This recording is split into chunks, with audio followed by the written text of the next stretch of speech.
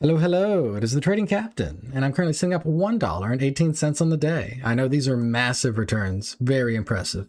So I took one trade. As I said yesterday, I increased my position sizing to 20% per trade, right? I took 10 shares times $1.80. It's a little less than 20 bucks, so in the ballpark of what my actual range should have been.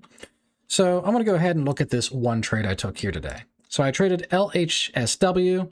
This was a stock that looked basically like a pump and dump. But what I thought was really interesting and why I had this level marked out is if you go here to the 5-day, you can see that this is actually an instance where this stock has been doing this movement a lot.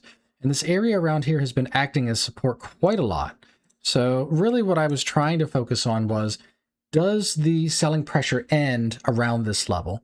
And I thought it did. So I went ahead and I took a trade on it, did get a winner on it, caught this bounce here off of this little dip here.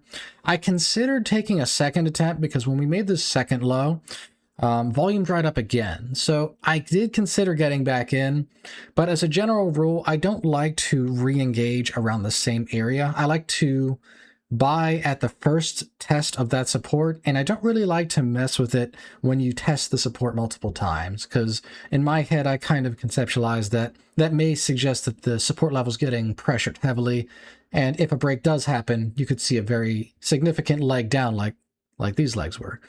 So I took one trade on it, nice little winner, full size for what I was aiming for, so I'm happy overall with how the trade went today.